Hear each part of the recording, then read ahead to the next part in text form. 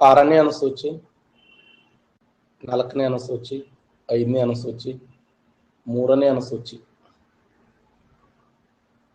ಪ್ರಮಾಣ ವಚನ ಮತ್ತು ಪ್ರತಿಜ್ಞೆಗಳ ಬಗ್ಗೆ ಮಾತನಾಡುವ ಅನುಸೂಚಿ ಯಾವುದು?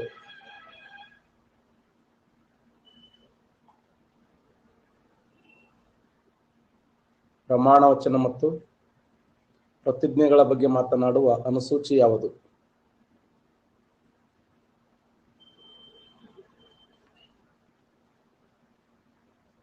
ಸಂವಿಧಾನದ 3ನೇ ಅನುಸೂಚಿ ನೋಡಿ.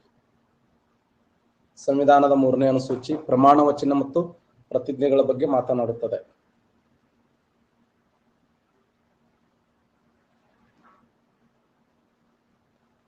ಎಂಬತ್ತನೇ ವಿಧಿ, 165ನೇ ವಿಧಿ, 171ನೇ ವಿಧಿ, 170ನೇ ವಿಧಿ. ವಿಧಾನ ಪರಿಷತ್ತಿನ ರಚನೆಯ ಬಗ್ಗೆ ತಿಳಿಸುವ ಸಂವಿಧಾನದ ವಿಧಿ ಯಾವುದು? ವಿಧಾನ ಪರಿಷತ್ತಿನ ರಚನೆಯ ಬಗ್ಗೆ ತಿಳಿಸುವ ಸಂವಿಧಾನದ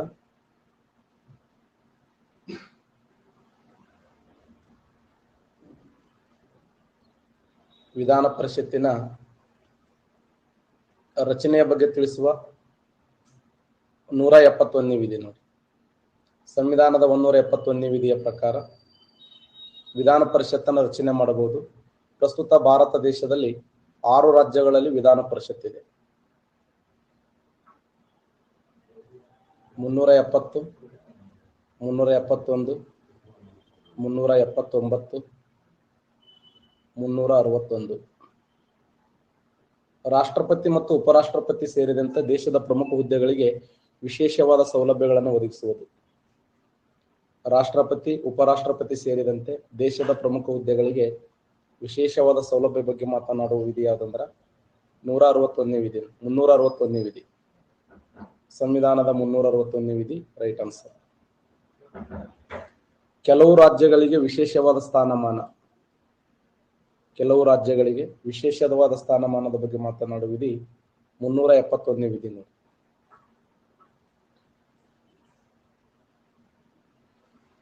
ಮೂರ್ನೂರ 71ನೇ ವಿಧಿ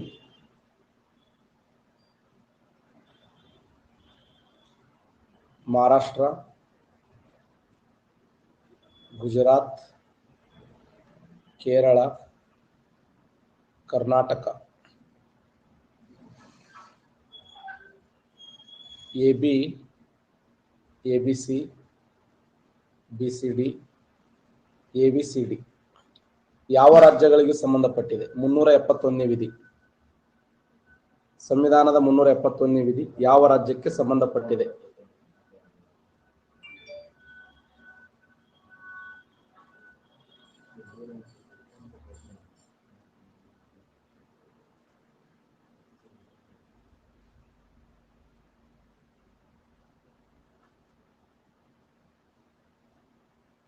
ಸಂವಿಧಾನದ 371ನೇ ವಿಧಿ ಯಾವ ರಾಜ್ಯಕ್ಕೆ ಸಂಬಂಧಪಟ್ಟಿದೆ ಅಂತಂದ್ರೆ ಮಹಾರಾಷ್ಟ್ರ ಮತ್ತು ಗುಜರಾತ್ ರಾಜ್ಯಕ್ಕೆ ಸಂಬಂಧಪಟ್ಟಿದೆ. ಮಹಾರಾಷ್ಟ್ರ ಮತ್ತು ಗುಜರಾತ್, ಮಹಾರಾಷ್ಟ್ರ ಮತ್ತು ಗುಜರಾತ್ ರಾಜ್ಯಕ್ಕೆ 371ನೇ ವಿಧಿ ಆದ್ರೆ ಮತ್ತೆ 371 A, B, C, D, E, F, G, H, I, J ವಿಧಿಗಳನ್ನು ನೋಡ್ತೀವಿ. ನಮ್ಮ ಆಸ್ಮಾ ಜಿಕೆ, ನಮ್ಮ ಆಸ್ಮಾ GK 371 A Nagaland, 371 B Assam, 371 C Manipur, 371 D Andhra, 371 E ಆಂಧ್ರದ ವಿಶ್ವವಿದ್ಯಾಲಯ, 371 F Sikkim, 371 G Mizoram, 371 H Arunachal Pradesh, 371 I Goa, 371 J Kalyana Karnataka. ಕೆಲವು ರಾಜ್ಯಗಳಿಗೆ ವಿಶೇಷವಾದ ಸ್ಥಾನಮಾನ ನಮ್ಮ ಆಸ್ಮಾ ಜಿಕೆ, ನಮ್ಮ ಆಸ್ಮಾ ಜಿಕೆ. ಬರೀ 371ನೇ ವಿಧಿ ಬಂದಾಗ ಮಹಾರಾಷ್ಟ್ರ ಮತ್ತು ಗುಜರಾತ್ ರಾಜ್ಯಗಳಿಗೆ ಸಂಬಂಧಪಟ್ಟಿರ್ತವೆ. ಇದು ಎಕ್ಸಾಮ್ ಕ್ವಶನ್ ಆಗಿದೆ. ನೆಕ್ಸ್ಟ್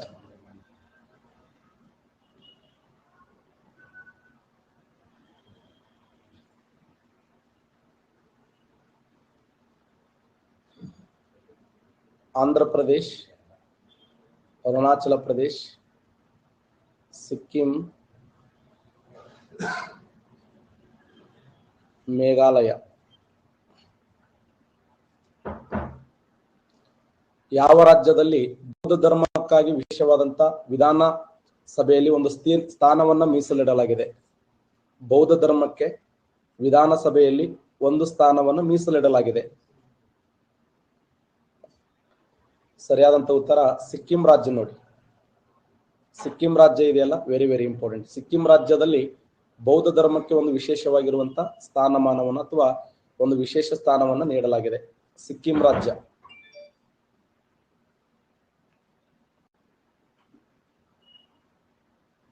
ತೊಂಬತ್ತಾರನೇ ತಿದ್ದುಪಡಿ, 98ನೇ ತಿದ್ದುಪಡಿ, 91ನೇ ತಿದ್ದುಪಡಿ, 103ನೇ ತಿದ್ದುಪಡಿ. ಆರ್ಥಿಕವಾಗಿ ಹಿಂದುಳಿದ ಮೇಲ್ವರ್ಗದ ಜನಾಂಗದವರಿಗೆ 10% ಮೀಸಲಾತಿಯನ್ನು ಕಲ್ಪಿಸುವುದು. ಆರ್ಥಿಕವಾಗಿ ಹಿಂದುಳಿದ ಮೇಲ್ವರ್ಗದ ಜನಾಂಗದವರಿಗೆ 10% ಮೀಸಲಾತಿಯನ್ನು ಒದಗಿಸುವುದು. 10% ಮೀಸಲಾತಿಯನ್ನು ಒದಗಿಸುವುದು ವೆರಿ ಇಂಪಾರ್ಟೆಂಟ್. ಸಂವಿಧಾನದ 103ನೇ ತಿದ್ದುಪಡಿ ನೋಡಿ, ಭಾರತ ಸಂವಿಧಾನದ 103ನೇ ತಿದ್ದುಪಡಿ.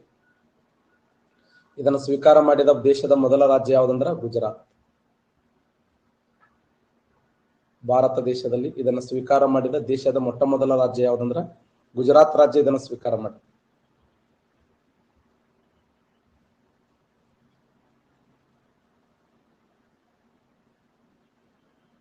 ಸಂವಿಧಾನದ 13ನೇ ಭಾಗ, 9ನೇ ಭಾಗ, 14ನೇ ಭಾಗ, 15ನೇ ಭಾಗ ಚುನಾವಣಾ ಆಯೋಗದ ಬಗ್ಗೆ ತಿಳಿಸುವ ಸಂವಿಧಾನದ ಭಾಗ ಯಾವುದು?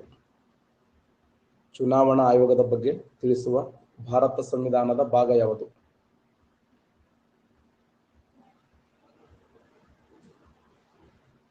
ಚುನಾವಣಾ ಆಯೋಗದ ಬಗ್ಗೆ ತಿಳಿಸುವ ಸಂವಿಧಾನದ ಭಾಗ ಯಾವುದಂದ್ರ ಸರಿಯಾದಂತ ಉತ್ತರ 15ನೇ ಭಾಗ. ನೋಡಿ, ಭಾರತ ಸಂವಿಧಾನದ 15ನೇ ಭಾಗ ಚುನಾವಣಾ ಆಯೋಗದ ಬಗ್ಗೆ ಹೇಳ್ತದೆ.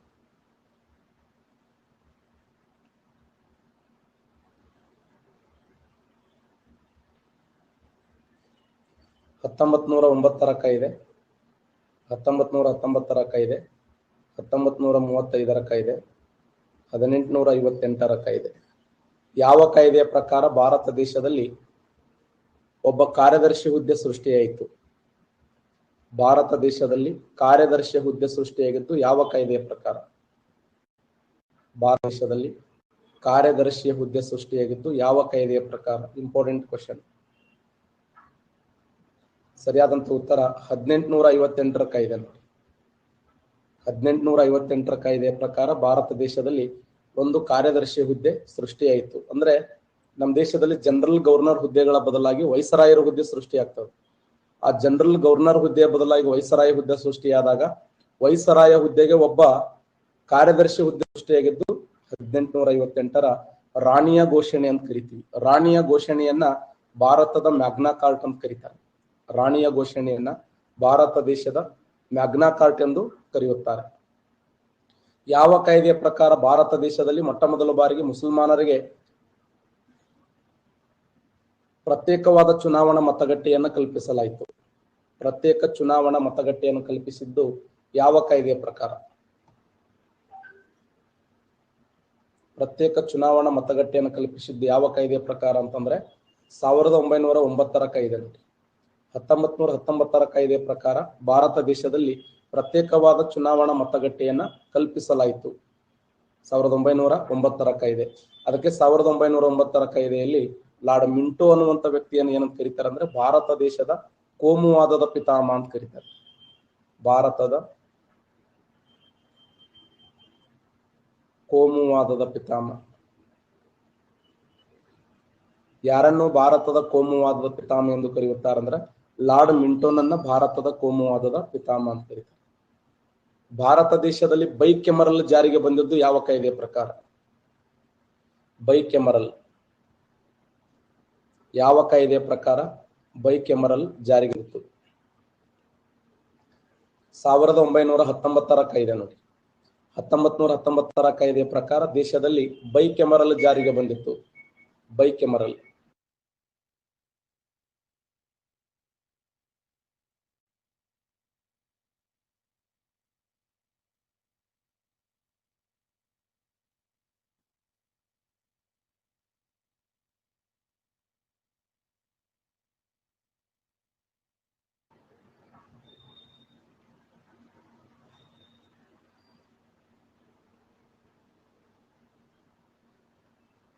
ಕೇಂದ್ರ ಹಣಕಾಸು ಆಯೋಗ,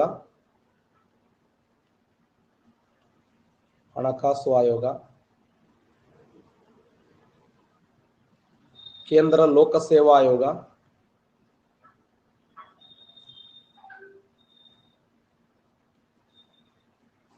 ರಾಜ್ಯ ಲೋಕಸೇವಾ ಆಯೋಗ,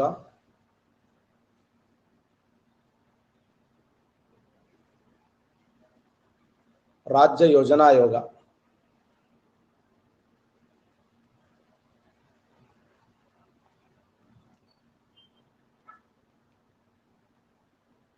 ಯಾವುದು ಸಂವಿಧಾನೇತರ ಸಂಸ್ಥೆಯಾಗಿದೆ? ಇದರಲ್ಲಿ ಯಾವುದು ಸಂವಿಧಾನೇತರ ಸಂಸ್ಥೆಯಾಗಿದೆ? ಕೇಂದ್ರ ಹಣಕಾಸು ಆಯೋಗ, ಕೇಂದ್ರ ಲೋಕಸೇವಾ ಆಯೋಗ, ರಾಜ್ಯ ಲೋಕಸೇವಾ ಆಯೋಗ, ರಾಜ್ಯ ಯೋಜನಾ ಆಯೋಗ.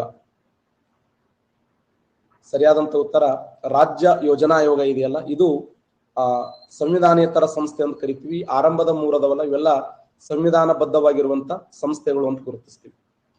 ಸಂವಿಧಾನಬದ್ಧವಾಗಿರುವ ಸಂಸ್ಥೆಗಳು. ಇದು ಕ್ವಶನ್ ಆಗಿದೆ. ಸಂವಿಧಾನಬದ್ಧ ಮತ್ತು ಸಂವಿಧಾನೇತರ ಸಂಸ್ಥೆಗಳ ಮೇಲೆ ನೇರವಾದ ಪ್ರಶ್ನೆಗಳನ್ನು ಕೇಳ್ತಾ ಬಂದನ.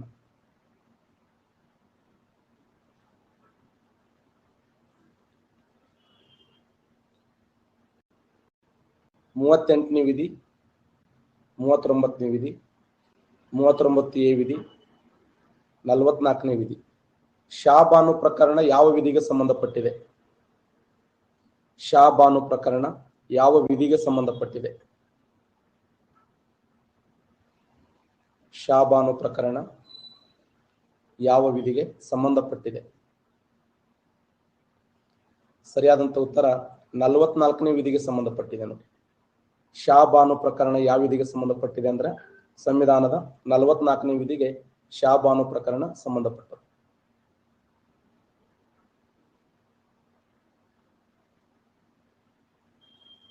ಕೇಶವಾನಂದ ಭಾರತೀಯ ಪ್ರಕರಣ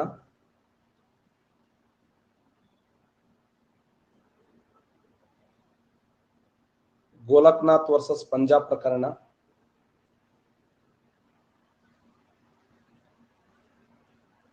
ಪುಟ್ಟಸ್ವಾಮಿ ಪ್ರಕರಣ, ಉನ್ನಿಕೃಷ್ಣನ್ ಪ್ರಕರಣ. ಸಂವಿಧಾನದ ಯಾವ ಪ್ರಕರಣವು ಮೂಲಭೂತ ಹಕ್ಕುಗಳನ್ನೊಳಗೊಂಡು ಸಂವಿಧಾನದ ಯಾವುದೇ ಭಾಗಕ್ಕೆ ತಿದ್ದುಪಡಿ ಮಾಡುವ ಅವಕಾಶ ಇಲ್ಲ? ಸಂಸತ್ತು ಮೂಲಭೂತ ಹಕ್ಕುಗಳನ್ನೊಳಗೊಂಡು ಸಂವಿಧಾನದ ಯಾವುದೇ ಭಾಗಕ್ಕೆ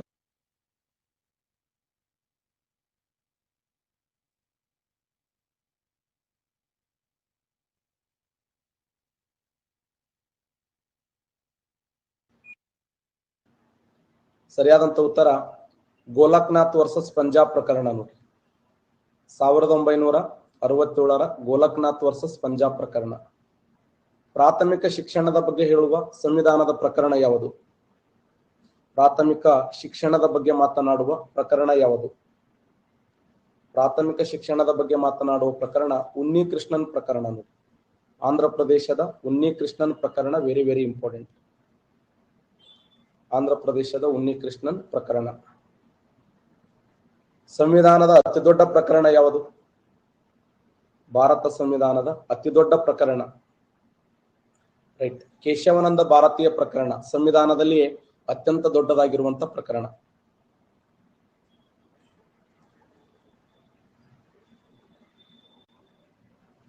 ಎರಡನೂರ 46ನೇ ವಿಧಿ, 243A ವಿಧಿ, 243I, 243J. ಕೇಂದ್ರ ಮತ್ತು ರಾಜ್ಯಗಳು ಜಿಎಸ್ಟಿಯ ಮೇಲೆ ಸಮಾನವಾಗಿರುವಂತ ಅಧಿಕಾರವನ್ನು ಹೊಂದಿವೆ. ಕೇಂದ್ರ ಮತ್ತು ರಾಜ್ಯಗಳು ಜಿಎಸ್ಟಿಯ ಮೇಲೆ ಸಮಾನವಾಗಿರುವ ಅಧಿಕಾರವನ್ನು ಹೊಂದಿವೆ. ಕೇಂದ್ರ ಮತ್ತು ರಾಜ್ಯಗಳು ಜಿಎಸ್ಟಿಯ ಮೇಲೆ ಸಮಾನವಾಗಿರುವ ಅಧಿಕಾರವನ್ನು ಹೊಂದಿವೆ. ಸಂವಿಧಾನದ 246ನೇ ವಿಧಿ. ಭಾರತ ಸಂವಿಧಾನದ 246ನೇ ವಿಧಿ, ಕೇಂದ್ರ ಮತ್ತು ರಾಜ್ಯಗಳು ಜಿಎಸ್ಟಿ ಮೇಲೆ ಸಮಾನವಾಗಿರುವಂತಹ ಅಧಿಕಾರ ಹೊಂದಿವೆ. ಆದರೆ 279A ವಿಧಿ ಇದೆಯಲ್ಲ, ಇದು ಜಿಎಸ್ಟಿ ಕೌನ್ಸಿಲ್ ಬಗ್ಗೆ ಮಾತಾಡ್ತದೆ.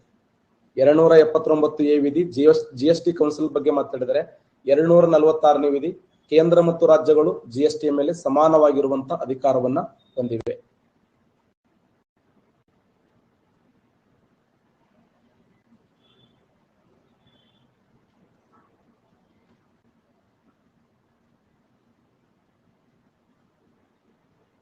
ಹನ್ನೊಂದನೇ ವಿಧಿ, 18ನೇ ವಿಧಿ, 21ನೇ ವಿಧಿ, 22ನೇ ವಿಧಿ. ಪೆರುಟರಿ ಬಂಧನಕ್ಕೆ ಸಂಬಂಧಪಟ್ಟಿರತಕ್ಕಂಥ ವಿಧಿ ಯಾವುದು? ಯಾವ ವಿಧಿ ಪೆರುಟರಿ ಬಂಧನಕ್ಕೆ ಸಂಬಂಧಪಟ್ಟಿದೆ? ಸಂವಿಧಾನದ ಯಾವ ವಿಧಿ ಪೆರುಟರಿ ಬಂಧನಕ್ಕೆ ಸಂಬಂಧಪಟ್ಟಿದೆ? ಭಾರತ ಸಂವಿಧಾನದ 22ನೇ ವಿಧಿ ನೋಡಿ. ಬಂಧನಕ್ಕೆ ಸಂಬಂಧಪಟ್ಟಂತೆ ಪ್ರಮುಖವಾಗಿ 2 ತರದ ಬಂಧನಗಳನ್ನು ಕರಿತೀವಿ. ಒಂದು ಪೆರುಟರಿ ಬಂಧನ, ಇನ್ನೊಂದು ಮುನ್ನೆಚ್ಚರಿಕೆ ಬಂಧನ ಅಂತ ನೋಡ್ತೀವಿ. ಒಂದು ಪೆರುಟರಿ ಬಂಧನ, ಇನ್ನೊಂದು ಮುನ್ನೆಚ್ಚರಿಕೆ ಬಂಧನ. ಮುನ್ನೆಚ್ಚರಿಕೆ ಬಂಧನಕ್ಕೆ ಹೇಬಿಯಸ್ ಕಾರ್ಪಸ್ ಅಪ್ಲೈ ಆಗಲ್ಲ. ಬಟ್ ಪೆರುಟರಿ ಬಂಧನ ಅಂದ್ರೆ ಏನು? ಸಾಮಾನ್ಯ ಕಾನೂನು ಅಡಿಯಲ್ಲಿ ಒಬ್ಬ ವ್ಯಕ್ತಿಯನ್ನ ಬಂಧಿಸುವುದು ಅಂತ ಅರ್ಥ.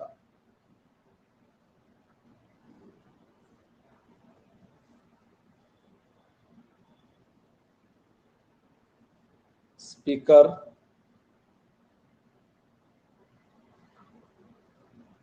ಹಂಗಾಮಿ ಸ್ಪೀಕರ್,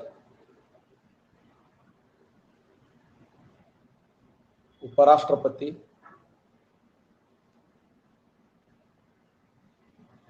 ರಾಷ್ಟ್ರಪತಿ.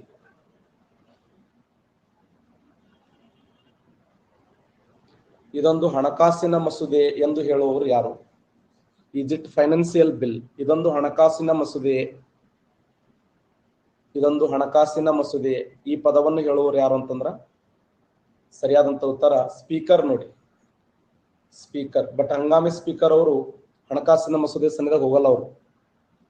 ಬಟ್ ಸ್ಪೀಕರ್ ಅದರಲ್ಲ, ಇವರು ಹಣಕಾಸಿನ ಮಸೂದೆ ಅಂತ ಹೇಳುವಂತ ಪವರ್ ಅನ್ನು ಹೊಂದಿದ್ದಾರೆ. ರಾಜ್ಯಸಭೆಯ ಸಭಾಪತಿಗಳು ಯಾರಾಗಿರ್ತಾರೆ? ರಾಜ್ಯಸಭೆಯ ಸಭಾಪತಿಗಳು ಉಪರಾಷ್ಟ್ರಪತಿಗಳು ನೋಡಿ. ಬಟ್ ಸ್ಪೀಕರ್ ಅಂದ್ರೆ ನಾವು ಸಾಮಾನ್ಯವಾಗಿ ಲೋಕಸಭಾ ಸ್ಪೀಕರ್ ಅಂತ ಗುರುತಿಸ್ತೀವಿ.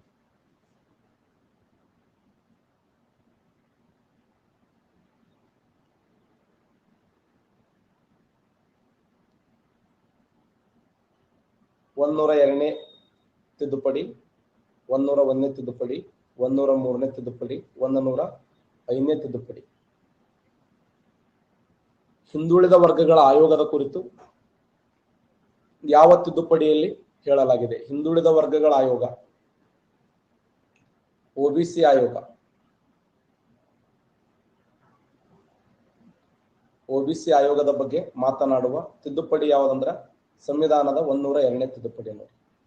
ಭಾರತ ಸಂವಿಧಾನದ 102ನೇ ತಿದ್ದುಪಡಿಯ ಮೂಲಕ ಸಂವಿಧಾನದ 338 ಬಿ ವಿಧಿಯಲ್ಲಿ ಹಿಂದುಳಿದ ವರ್ಗಗಳ ಆಯೋಗಕ್ಕೆ ಅವಕಾಶವನ್ನು ಕಲ್ಪಿಸಲಾಗಿದೆ 102ನೇ ತಿದ್ದುಪಡಿಯ ಮೂಲಕ.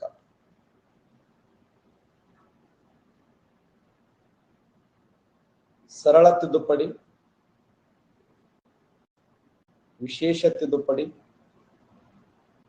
ವಿಶೇಷ ತಿದ್ದುಪಡಿಯ ಜೊತೆಗೆ ಅರ್ಧದಷ್ಟು ರಾಜ್ಯಗಳ ಒಪ್ಪಿಗೆ,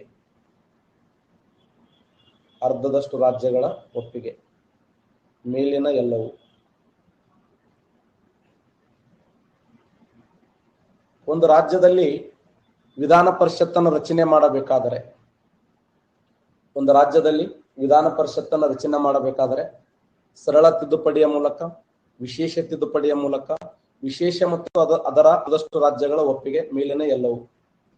ಸರಿಯಾದಂತ ಉತ್ತರ ಸರಳ ತಿದ್ದುಪಡಿಯ ಮೂಲಕ. Right answer. ಸರಳ ತಿದ್ದುಪಡಿಯ ಮೂಲಕ ಸರಿಯಾದಂತ ಉತ್ತರ. ಮೂಲಭೂತ ಹಕ್ಕುಗಳಿಗೆ ಸಂಬಂಧಪಟ್ಟಂತೆ, ಮೂಲಭೂತ ಹಕ್ಕುಗಳಿಗೆ ಸಂಬಂಧಪಟ್ಟಂತೆ ಏನಾದರೂ ಬದಲಾವಣೆ ಮಾಡಬೇಕಾದ್ರೆ ಯಾವ ರೀತಿಯ ತಿದ್ದುಪಡಿಯನ್ನು ಮಾಡಲಾಗುತ್ತದೆ ಅಂದ್ರ ವಿಶೇಷ ತಿದ್ದುಪಡಿಯ ಮೂಲಕ ಮೂಲಭೂತ ಹಕ್ಕುಗಳನ್ನು ಬದಲಾವಣೆ ಮಾಡಲಾಗುತ್ತದೆ. ಒಂದು ವೇಳೆ ರಾಜ್ಯ ನೀತಿ ನಿರ್ದೇಶಕ ತತ್ವಗಳಲ್ಲಿ ಬದಲಾವಣೆ ಆಗಬೇಕಾದ್ರೆ, ಒಂದು ವೇಳೆ ರಾಜ್ಯ ನೀತಿ ನಿರ್ದೇಶಕ ತತ್ವಗಳಲ್ಲಿ ಏನಾದರೂ ಬದಲಾವಣೆ ಆಗಬೇಕಾದ್ರೆ, ಎಕ್ಸಲೆಂಟ್. ರಾಜ್ಯ ನೀತಿ ನಿರ್ದೇಶಕ ತತ್ವಗಳಲ್ಲಿ ಬದಲಾವಣೆ ಆಗಬೇಕಾದ್ರೆ ವಿಶೇಷ ತಿದ್ದುಪಡಿಯ ಮೂಲಕ ಅರ್ಧದಷ್ಟು ರಾಜ್ಯಗಳ ವಿಶೇಷ ತಿದ್ದುಪಡಿ ಸಾಕು. ರಾಜ್ಯ ನೀತಿ ನಿರ್ದೇಶಕ ತತ್ವಗಳು ಮತ್ತು ಮೂಲಭೂತ ಹಕ್ಕುಗಳು. ಆದ್ರೆ GST ಸಂಬಂಧಪಟ್ಟಂತಾಗಿರಬಹುದು, ರಾಷ್ಟ್ರಪತಿಯವರ ಚುನಾವಣಾ ವಿಧಾನದಲ್ಲಿ ಆಗಿರಬಹುದು, ಅಂತ ಸಂದರ್ಭದಲ್ಲಿ ವಿಶೇಷ ಮತ್ತು ಅರ್ಧದಷ್ಟು ರಾಜ್ಯಗಳ ಒಪ್ಪಿಗೆಯನ್ನ ಕೊಡಲಾಗುತ್ತದೆ. Mandamus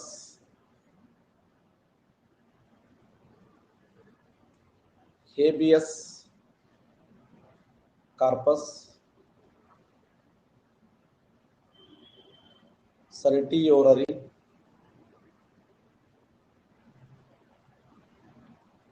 prohibition. ವ್ಯಕ್ತಿ ಸ್ವಾತಂತ್ರ್ಯದ ಬಹುದೊಡ್ಡ ಚಿಹ್ನೆ ಯಾವುದು? ವ್ಯಕ್ತಿ ಸ್ವಾತಂತ್ರ್ಯದ ಬಹುದೊಡ್ಡ ಚಿಹ್ನೆ ಯಾವುದು? ಸಂವಿಧಾನದ 32ನೇ ವಿಧಿಯಲ್ಲಿ ಸುಪ್ರೀಂ ಕೋರ್ಟ್ 139ನೇ ವಿಧಿಯ ಪ್ರಕಾರ 5 ರೀತಿಯ ರಿಟ್ಟುಗಳನ್ನು ಹೊಡೆಸ್ತದೆ. ವ್ಯಕ್ತಿ ಸ್ವಾತಂತ್ರ್ಯದ ಬಹುದೊಡ್ಡ ಚಿಹ್ನೆ ಅಂತಂದ್ರೆ ಹೇಬಿಯಸ್ ಕಾರ್ಪಸ್ ನೋಡಿ. ಬಂಧಿಸಿದ 24 ಗಂಟೆ ಒಳಗಾಗಿ ಸಮೀಪದ ನ್ಯಾಯಾಲಯ ಅಥವಾ ನ್ಯಾಯಾಧೀಶರ ಮುಂದೆ ಹಾಜರುಪಡಿಸಬೇಕು. ತಮ್ಮ ವಕೀಲರೊಂದಿಗೆ ಸಮಾಲೋಚನೆ ಮಾಡ್ಲಿಕ್ಕೆ ಅವಕಾಶ ಕೊಡಬೇಕು. ಪ್ರಶ್ನೆ ಮಾಡಕ್ ಅವಕಾಶ ಇದೆ, ನಮ್ಮನ್ನು ಯಾಕೆ ಬಂಧಿಸಿದ್ರಿ ಅಂತೇಳಿ. ಬಂಧನದ ಕಾರಣವನ್ನು ತಿಳಿದುಕೊಳ್ಳಕ್ ಅವಕಾಶ ಇದೆ. ಬಂಧನ ಕಾನೂನುಬದ್ಧವಾಗಿಲ್ಲ ಅಂದ್ರೆ ಆ ವ್ಯಕ್ತಿಯನ್ನು ಏನ್ ಮಾಡ್ಬೇಕಂದ್ರ ಬಿಡುಗಡೆ ಮಾಡಬೇಕು. ಇದು ಹೇಬಿಯಸ್ ಕಾರ್ಪಸ್.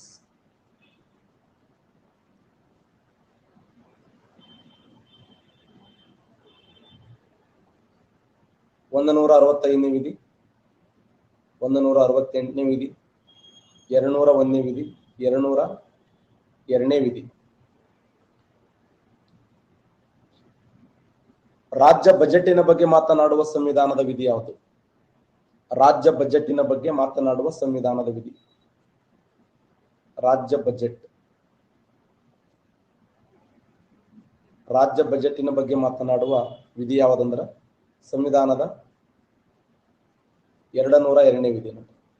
ಸಂವಿಧಾನದ 202ನೇ ವಿಧಿಯ ಪ್ರಕಾರ ರಾಜ್ಯ ಬಜೆಟ್ ಅನ್ನ, ಕೇಂದ್ರ ಬಜೆಟ್ ಅಂದ್ರೆ 112ನೇ ವಿಧಿ, ಬಟ್ ರಾಜ್ಯ ಬಜೆಟ್ ಅಂದ್ರೆ 202ನೇ ವಿಧಿ. ಬಟ್ 201ನೇ ವಿಧಿ ವೆರಿ ಇಂಪಾರ್ಟೆಂಟ್. ಇದು ಕೂಡ ರಾಜ್ಯಪಾಲರು ರಾಷ್ಟ್ರಪತಿಗಳ ಸಲುವಾಗಿ ಮಸೂದೆಯನ್ನ ಕಾಯ್ದಿರಿಸುತ್ತಾರೆ. ವಿಧಾನಸಭೆ ಹೊರಡಿಸಿರ್ತಕ್ಕಂಥ ಅಥವಾ ವಿಧಾನ ಪರಿಷತ್ತು ರಚನೆ ಮಾಡಿರ್ತಕ್ಕಂಥ ಮಸೂದೆಯನ್ನ ಇದು ರಾಷ್ಟ್ರದ ಒಳಿತಿಗಾಗಿ ಅಥವಾ ರಾಷ್ಟ್ರದ ಪ್ರಾಮುಖ್ಯತೆಯನ್ನು ಪಡೆದುಕೊಂಡಾಗ, ರಾಷ್ಟ್ರೀಯ ಪ್ರಾಮುಖ್ಯತೆ ಪಡೆದುಕೊಂಡಾಗ ಅವಾಗ ರಾಷ್ಟ್ರಪತಿಗಳ ಸಲುವಾಗಿ ಆ ಮಸೂದೆಯನ್ನು ವೇಟ್ ಮಾಡಲಾಗುತ್ತದೆ, ಅವ್ರ ಸಲುವಾಗಿ ಕಾಯ್ದಿರಿಸಲಾಗ್ತದೆ 201ನೇ ವಿಧಿ.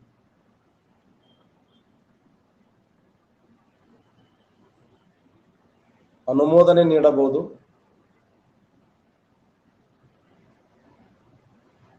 ತಡೆ ಹಿಡಿಯಬಹುದು, ಪಾಕೆಟ್ ವಿಟೋವನ್ನು ಚಲಾಯಿಸಬಹುದು, ಮರುಪರಿಶೀಲನೆಗೆ ಕಳಿಸಬಹುದು. ರಾಷ್ಟ್ರಪತಿಗಳು ತಿದ್ದುಪಡಿ ಮಸೂದೆಗೆ ಸಂಬಂಧಪಟ್ಟಂತೆ ಈ ಕೆಳಗಿನ ಯಾವ ಅಂಶವನ್ನ ಅನುಸರಿಸುತ್ತಾರೆ? ರಾಷ್ಟ್ರಪತಿಗಳು ತಿದ್ದುಪಡಿ ಮಸೂದೆಗೆ ಸಂಬಂಧಪಟ್ಟಂತೆ ಈ ಕೆಳಗಿನ ಯಾವ ಅಂಶವನ್ನ ಅನುಸರಿಸುತ್ತಾರೆ? ರಾಷ್ಟ್ರಪತಿಗಳು ತಿದ್ದುಪಡಿ ಮಸೂದೆಗೆ ಸಂಬಂಧಪಟ್ಟಂತೆ ಸ್ಪಷ್ಟವಾಗಿ ಅನುಮೋದನೆ ನೀಡ್ತಾರೆ ನೋಡಿ. ಸ್ಪಷ್ಟವಾಗಿ ಅನುಮೋದನೆ ನೀಡ್ತಾರೆ. ಯಾಕೆ ಅನುಮೋದನೆ ನೀಡ್ತಾರ ಅಂತಂದ್ರ ಅಲ್ಲಿ ಯಾವುದೇ ತಡೆ ಹಿಡ್ಲಕ್ಕೂ ಬರಂಗಿಲ್ಲ, ಪಾಕೆಟ್ ವಿಟೋ ಚಲಾಯಿಸಕ್ ಬರಂಗಿಲ್ಲ, ಮರುಪರಿಶೀಲನೆಗೆ ಅವಕಾಶ ಇಲ್ಲ. ಯಾಕೆ ಅವಕಾಶ ಇಲ್ಲ? ಯಾರು ಹೇಳ್ತಾರೆ? ಎಕ್ಸಲೆಂಟ್. ಸಂವಿಧಾನದ 24ನೇ ತಿದ್ದುಪಡಿ ನೋಡಿ.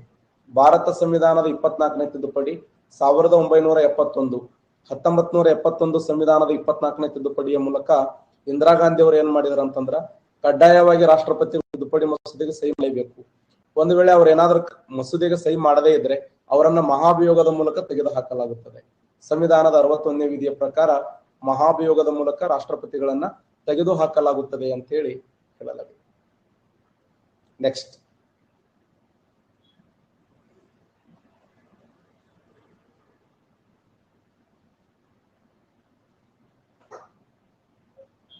ರಾಜ್ಯಪಾಲರು, ಮುಖ್ಯಮಂತ್ರಿಗಳು,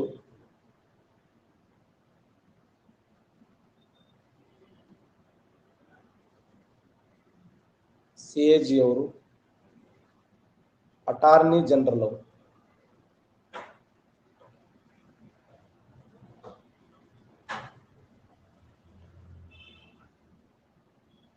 ಈ ಕೆಳಗಿನ ಯಾರನ್ನು ಮಹಾಭಿಯೋಗದ ಮೂಲಕ ತೆಗೆದುಹಾಕಲಾಗುತ್ತದೆ? ಈ ಕೆಳಗಿನ ಯಾರನ್ನು ಮಹಾಭಿಯೋಗದ ಮೂಲಕ ತೆಗೆದುಹಾಕಲಾಗುತ್ತದೆ? ಈ ಕೆಳಗಿನ ಯಾರನ್ನ ಮಹಾಭಿಯೋಗ ಮೂಲಕ ತೆಗೆದುಹಾಕಲಾಗುತ್ತದೆ ಅಂದ್ರ ಸರಿಯಾದಂತ ಉತ್ತರ CAG ಅವರನ್ನ ಮಹಾಭಿಯೋಗದ ಮೂಲಕ ತೆಗೆದುಹಾಕಲಾಗ್ತದೆ. CAG ಅವರನ್ನ ಮಹಾಭಿಯೋಗ ಪ್ರಕ್ರಿಯೆ ಮೂಲಕ ಮಹಾಭಿಯೋಗ ಪ್ರಕ್ರಿಯೆ ಎಷ್ಟು ಜನರಿಗೆ ಅಪ್ಲೈ ಆಗ್ತದಂದ್ರೆ 5 ಜನರಿಗೆ ಅಪ್ಲೈ ಆಗ್ತದೆ. ಒಬ್ರು ರಾಷ್ಟ್ರಪತಿಗಳಿಗೆ, ಇನ್ನೊಬ್ರು CAG ಅವರಿಗೆ, ಇನ್ನೊಬ್ರು ಚುನಾವಣಾ ಆಯೋಗದ ಮುಖ್ಯ ಆಯುಕ್ತರಿಗೆ, ಇನ್ನೊಂದು ಸುಪ್ರೀಂ ಕೋರ್ಟಿನ ಮುಖ್ಯ ನ್ಯಾಯಾಧೀಶರಿಗೆ, ಇನ್ನೊಂದು ಹೈಕೋರ್ಟಿನ ಮುಖ್ಯ ನ್ಯಾಯಾಧೀಶರಿಗೆ 5 ಜನರಿಗೆ ಮಹಾಭಿಯೋಗ ಪ್ರಕ್ರಿಯೆ ಮೂಲಕ ತೆಗೆದುಹಾಕಲಾಗುತ್ತದೆ. ಯಾರ್ಯಾರು? ರಾಷ್ಟ್ರಪತಿಗಳು, ಹಣಕಾಸು ಚುನಾವಣಾ ಆಯೋಗದ ಆಯುಕ್ತರನ್ನ, CAG ಅವರನ್ನ, ಸುಪ್ರೀಂ ಕೋರ್ಟಿನ ಮುಖ್ಯ ನ್ಯಾಯಾಧೀಶರನ್ನ, ಹೈಕೋರ್ಟಿನ ಮುಖ್ಯ ನ್ಯಾಯಾಧೀಶರನ್ನ. ಆದ್ರ ಮಹಾಭಿಯೋಗ ಅನ್ನುವಂತ ಪದವನ್ನಲ್ಲಿ ಬಳಕೆ ಮಾಡಂಗಿಲ್ಲ. ಅಲ್ಲಿ ಏನ್ ಬಳಕೆ ಮಾಡ್ತಾರಂದ್ರ ಸುಪ್ರೀಂ ಕೋರ್ಟಿನ ಮುಖ್ಯ ನ್ಯಾಯಾಧೀಶನನ್ನು ಯಾವ ರೀತಿ ತೆಗೆದುಹಾಕಲಾಗುತ್ತದೆಯೋ ಆ ರೀತಿ CAG ಅವರನ್ನು ತೆಗೆದುಹಾಕಲಾಗುತ್ತದೆ. CAG ಅವರನ್ನ ಯಾವ ರೀತಿ ತೆಗೆದುಹಾಕಲಾಗುತ್ತದೆಯೋ ಆ ತರ ಸುಪ್ರೀಂ ಕೋರ್ಟಿನ ಮುಖ್ಯ ನ್ಯಾಯಾಧೀಶರನ್ನು ತೆಗೆದುಹಾಕಲಾಗುತ್ತದೆ. ಈ ತರ ಹೇಳ್ತಾರೆ ಹೊರತು ಮಹಾಭಿಯೋಗ ಪ್ರಕ್ರಿಯೆ ಅಲ್ಲಿ ಆ ಪದವನ್ನು ಬಳಕೆ ಮಾಡಂಗಿಲ್ಲ. ಮಹಾಭಿಯೋಗ ಅನ್ನುವಂತ ಪ್ರಕ್ರಿಯೆ ಬಳಕೆ ಮಾಡೋದು ಕೇವಲ ಒಬ್ಬ ವ್ಯಕ್ತಿಗೆ, ರಾಷ್ಟ್ರಪತಿಗಳಿಗೆ ಮಾತ್ರ. ಸದನದ ಸದಸ್ಯನಲ್ಲದಿದ್ದರೂ ಸದನದಲ್ಲಿ ಹೋಗಿ ಮಾತನಾಡುತ್ತಾನೆ, ಸದನವನ್ನು ಉದ್ದೇಶಿಸಿ ಮಾತನಾಡುತ್ತಾನೆ, ಸದನದ ಸಮಿತಿಯ ಸದಸ್ಯನಾಗುತ್ತಾನೆ, ಸದನದ ಸೌಲಭ್ಯಗಳನ್ನು ಪಡೆಯುತ್ತಾನೆ. ಆದರೆ ಸದನದ ಯಾವುದೇ ಒಂದು ಮಸೂದೆಗೆ ಸಹಿ ಮಾಡುವ ಅಧಿಕಾರವನ್ನು ಹೊಂದಿಲ್ಲ. ಸರಿಯಾದಂತ ಉತ್ತರ ಅಟಾರ್ನಿ ಜನರಲ್. ನೋಡಿ, ಅಟಾರ್ನಿ ಜನರಲ್. ಕೇಂದ್ರದಲ್ಲಿ ಅಟಾರ್ನಿ ಜನರಲ್ ಆದ್ರೆ ರಾಜ್ಯದಲ್ಲಿ ಅಡ್ವೊಕೇಟ್ ಜನರಲ್. ನೋಡಿ, ಕೇಂದ್ರದಲ್ಲಿ ಅಟಾರ್ನಿ ಜನರಲ್ ಆದ್ರೆ ರಾಜ್ಯದಲ್ಲಿ ಅಡ್ವೊಕೇಟ್ ಜನರಲ್ ಅಂತೇಳಿ ನೋಡ್ತೀವಿ.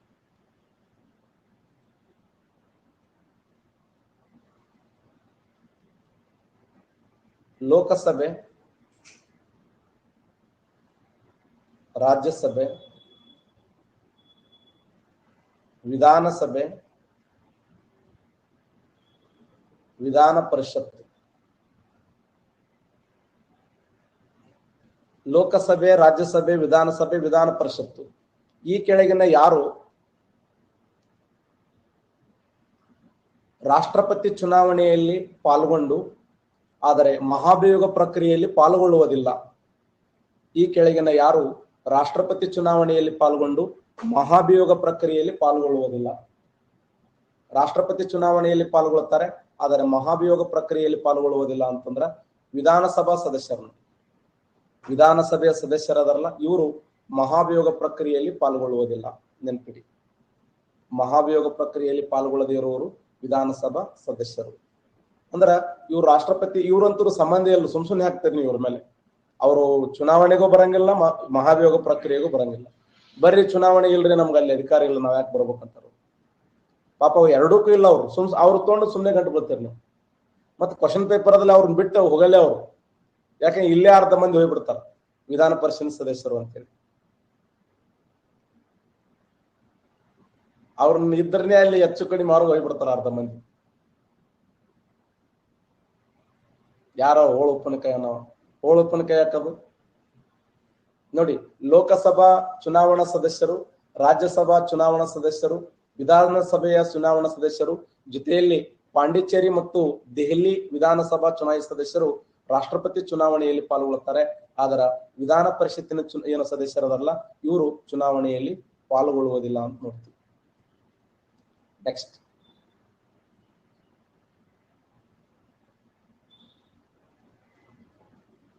ಸಂವಿಧಾನದ 54ನೇ ವಿಧಿ, 58ನೇ ವಿಧಿ, 59ನೇ ವಿಧಿ, 56ನೇ ವಿಧಿ. ರಾಷ್ಟ್ರಪತಿಗಳ ಅಧಿಕಾರಾವಧಿಯ ಬಗ್ಗೆ ಮಾತನಾಡುವ ವಿಧಿ ಯಾವುದು? ರಾಷ್ಟ್ರಪತಿಗಳ ಅಧಿಕಾರಾವಧಿಯ ಬಗ್ಗೆ ಮಾತನಾಡುವ ಸಂವಿಧಾನದ ವಿಧಿ ಯಾವುದಂದ್ರ 56ನೇ ವಿಧಿ. ನೋಡಿ, ಭಾರತ ಸಂವಿಧಾನದ 56ನೇ ವಿಧಿ ರಾಷ್ಟ್ರಪತಿಗಳ ಅಧಿಕಾರಾವಧಿಯ ಬಗ್ಗೆ ಮಾತನಾಡುತ್ತದೆ. 52ನೇ ವಿಧಿ ರಾಷ್ಟ್ರಪತಿಗಳು ಇರಬೇಕು ಅಂತ ಹೇಳ್ತದೆ ಸಂವಿಧಾನಬದ್ಧವಾಗಿ. ಕಾರ್ಯಾಂಗೀಯ ಕಾರ್ಯಗಳು, ಎಲ್ಲ ಕಾರ್ಯಗಳು ರಾಷ್ಟ್ರಪತಿಗಳ ಹೆಸರಿನಲ್ಲಿ ನಡೀತವೆ.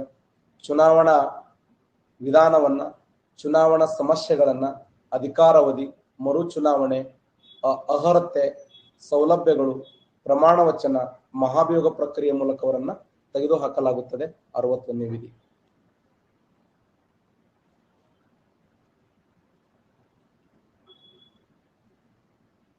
ಗೊತ್ತುವಳಿ ಪ್ರಶ್ನೆ,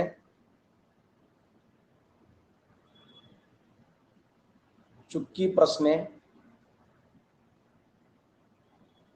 ಸಾರ್ವಜನಿಕ ಹಿತಾಸಕ್ತಿ ಅರ್ಜಿ,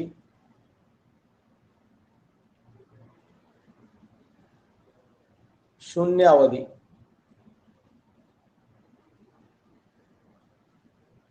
ಸದನಕ್ಕೆ ಸಂಬಂಧಿಸದೇ ಇರುವ ಶಬ್ದ ಯಾವುದು? ಇದರಲ್ಲಿ ಸದನಕ್ಕೆ ಸಂಬಂಧಪಡದೇ ಇರುವ ಶಬ್ದ ಯಾವುದು? ಈ ಕೆಳಗಿನ ಯಾವ ಶಬ್ದ ಸದನಕ್ಕೆ ಸಂಬಂಧಪಟ್ಟಿಲ್ಲ? ಸದನದಲ್ಲಿ ಬಳಕೆ ಆಗದೇ ಇರುವಂತ ಶಬ್ದ. ಇದು ಸಿವಿಲ್ PSI ಕೇಳಿದ್ದಾನೆ, ಮತ್ತೆ ಗ್ರೂಪ್ C ಕ್ವಶನ್ ಕೇಳಿದ್ದಾನೆ ನೋಡಿ. ಇದೇ ಪ್ರಶ್ನೆ ಕೇಳಿದ್ದಾನೆ. ಸದನಕ್ಕೆ ಸಂಬಂಧಪಡದೇ ಇರುವಂತ ಶಬ್ದ ಯಾವುದು ಅಂತಂದ್ರ ಇಲ್ಲಿ ಸಾರ್ವಜನಿಕ ಹಿತಾಸಕ್ತಿ ಅರ್ಜಿ ಇದೆಯಲ್ಲ, ಇದು ಸದನಕ್ಕೆ ಸಂಬಂಧಪಡದೇ ಇರುವಂತ ಪ್ರಶ್ನೆ. ಸದನದಲ್ಲಿ ಗೊತ್ತುವಳಿ ಪ್ರಶ್ನೆಯನ್ನ ಮಾತಾಡ್ತಾರೆ, ಚುಕ್ಕಿ ಪ್ರಶ್ನೆಯನ್ನ ಮಾತಾಡ್ತಾರೆ, ಶೂನ್ಯ ಅವಧಿ ಅಂತ ಹೇಳಿ ನಾವು ಮಾತಾಡ್ತೀವಿ. ಸದನದಲ್ಲಿ ಮಾತನಾಡುವ ಶಬ್ದಗಳೆಲ್ಲ ಇವು. ಅದಕ್ಕೆ ಸದನವನ್ನು ನೋಡಬೇಕು.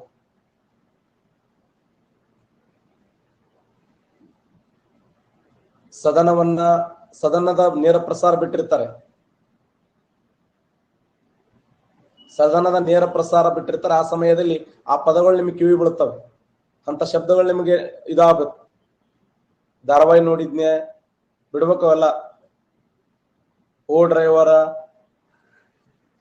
ಜಿಗದ ಬಾ, ಗೇಟ್ ಜಿಗದ ಬಾ, ಬಾಗಲ ಮುರಿದ ಬಾ. ಗೊತ್ತುವಳಿ ಪ್ರಶ್ನೆ ಆಗಿರಬಹುದು, ಚುಕ್ಕಿ ಪ್ರಶ್ನೆ ಆಗಿರಬಹುದು, ಆಮೇಲೆ ಶೂನ್ಯ ಅವಧಿ ಆಗಿರಬಹುದು. ಈ ಪದಗಳೇನದವಲ್ಲ, ಇವು ಸದನಕ್ಕೆ ಸಂಬಂಧಪಟ್ಟಿರ್ತಕ್ಕಂಥ ಪದಗಳಾದರೆ ಸಾರ್ವಜನಿಕ ಹಿತಾಸಕ್ತಿ ಅರ್ಜಿ ಇದೆಯಲ್ಲ, ಈ ಸಾರ್ವಜನಿಕ ಹಿತಾಸಕ್ತಿ ಅರ್ಜಿ ಅನ್ನುವಂಥದ್ದು ಇದು ನ್ಯಾಯಾಂಗಕ್ಕೆ ಸಂಬಂಧಪಟ್ಟಿರ್ತಕ್ಕಂಥ ಪದ.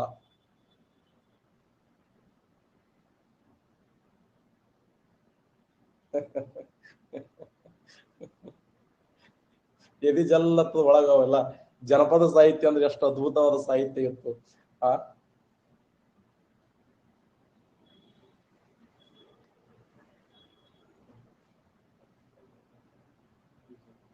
6 ತಿಂಗಳು, 3 ವರ್ಷ, 2 ವರ್ಷ, 6 ತಿಂಗಳು 42 ದಿನಗಳು. ರಾಜ್ಯ ತುರ್ತು ಪರಿಸ್ಥಿತಿಯ ಗರಿಷ್ಠ ಕಾಲಾವಧಿ. ರಾಜ್ಯ ತುರ್ತು ಪರಿಸ್ಥಿತಿಯ ಗರಿಷ್ಠ ಕಾಲಾವಧಿ ಎಷ್ಟು ವರ್ಷ? 6 ತಿಂಗಳು, 3 ವರ್ಷ, 2 ವರ್ಷ, 6 ತಿಂಗಳು 42 ದಿನಗಳು. ಸರಿಯಾದಂತ ಉತ್ತರ ರಾಜ್ಯ ತುರ್ತು ಪರಿಸ್ಥಿತಿಯ ಗರಿಷ್ಠ ಕಾಲಾವಧಿ ಎಷ್ಟು ದಿನ ಅಂತಂದ್ರೆ 3 ವರ್ಷ. ನೋಡಿ, 3 ವರ್ಷಕ್ಕಿಂತ ಜಾಸ್ತಿ ಇಲ್ಲ.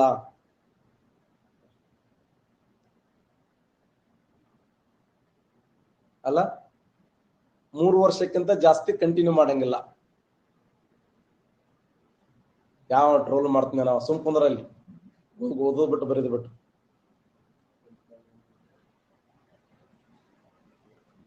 ರಾಷ್ಟ್ರಪತಿಗಳ ಸುಗ್ರೀವಾಜ್ಞೆಯ ಕಾಲಾವಧಿ. ರಾಷ್ಟ್ರಪತಿಗಳ ಸುಗ್ರೀವಾಜ್ಞೆಯ ಕಾಲಾವಧಿ. ರಾಷ್ಟ್ರಪತಿಗಳ ಸುಗ್ರೀವಾಜ್ಞೆಯ ಕಾಲಾವಧಿ 6 ತಿಂಗಳು 42 ದಿನಗಳು. 6 ತಿಂಗಳು 42 ದಿನಗಳು. Very very important. 42 ದಿನಗಳು. ಕ್ವಶನ್ ಹಿಂಗೆ ಕೇಳೋಣ.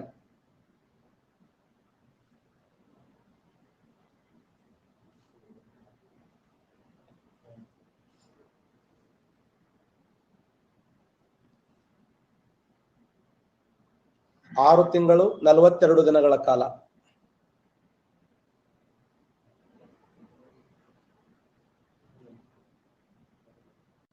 ಎರಡನ್ನು 12ನೇ ವಿಧಿ, 213ನೇ ವಿಧಿ, 123ನೇ ವಿಧಿ, 108ನೇ ವಿಧಿ. ರಾಜ್ಯಪಾಲರ ಸುಗ್ರೀವಾಜ್ಞೆಯ ಬಗ್ಗೆ ಮಾತನಾಡುವ ವಿಧಿ ಯಾವುದು? ರಾಜ್ಯಪಾಲರ ಸುಗ್ರೀವಾಜ್ಞೆಯ ಬಗ್ಗೆ ಮಾತನಾಡುವ ಸಂವಿಧಾನದ ವಿಧಿ ಯಾವುದು? 213ನೇ ವಿಧಿ. ರಾಷ್ಟ್ರಪತಿಗಳು 123 ಆದ್ರೆ ರಾಜ್ಯಪಾಲರು 213ನೇ ವಿಧಿಯ ಪ್ರಕಾರ ರಾಜ್ಯಪಾಲರು ಸುಗ್ರೀವಾಜ್ಞೆಯನ್ನು ಹೊರಡಿಸಿದರೆ ರಾಷ್ಟ್ರಪತಿಗಳು ಸುಗ್ರೀವಾಜ್ಞೆಯನ್ನು ಹೊರಡಿಸ್ತಾರೆ.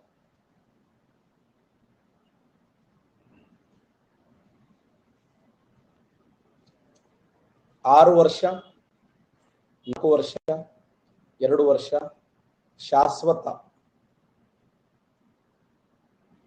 ವಿಧಾನ ಪರಿಷತ್ತಿನ ಕಾಲಾವಧಿ ಎಷ್ಟು? ವಿಧಾನ ಪರಿಷತ್ತಿನ ಅಧಿಕಾರಾವಧಿ ಎಷ್ಟು ವರ್ಷ?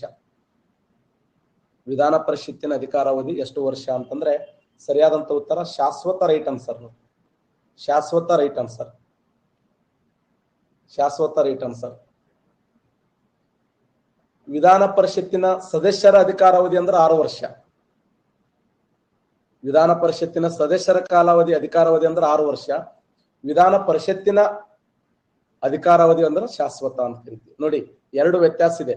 ಸದಸ್ಯರ ಅಧಿಕಾರಾವಧಿ 6 ವರ್ಷ ಆದ್ರೆ ಸದಸ್ಯರ ಅಧಿಕಾರಾವಧಿ